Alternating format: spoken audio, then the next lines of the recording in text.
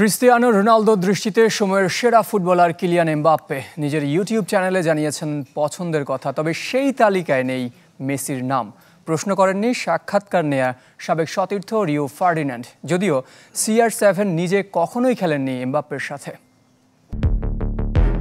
নিজের ইউটিউব চ্যানেলের মাধ্যমে রীতিমতো ভক্তদের চমক উপহার দিয়েই চলেছেন ক্রিস্টিয়ানো রোনালদো। তিনি যা বলেন সেটাই হয়ে যায় টক অব দ্য টাউন, আর তা নিয়েই শুরু হয় আলোচনা সমালোচনার। যেমনটা হলো এমবাপ্পেকে বেনজেমার চেয়ে সেরা বলায়।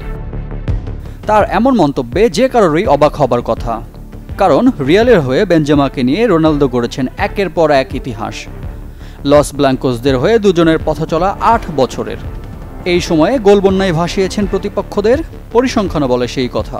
রিয়ালের জার্সিতে CR7-এর গোল সংখ্যা যেখানে 450, সেখানে ফ্রেঞ্চম্যান বেনজেমার ঝুড়িতেও 354 গোল। সাবেক সতীর্থ রিও ফার্ডিনান্দকে দেয়া সে সাক্ষাৎকারে রোনালদো এমবাপ্পেকে শুধু বেনজেমার চেয়ে সেরা বলেছেন তাই নয়, এ দুজনের আগের নামগুলো শুনলে বিস্ময় বাড়বে আরও।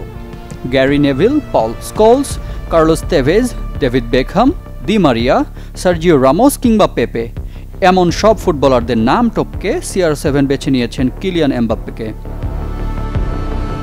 সদ্য মাদ্রিদ দ্বারায় নাম লেখানো ফরাসি তারকা নিজেকে সবসময় রোনালদোর একান্ত ভক্ত বলে দাবি করেন, যার নিজের ঘরের দেয়ালে শোভা পেত শুধু আইডল রোনালদোর পোস্টার।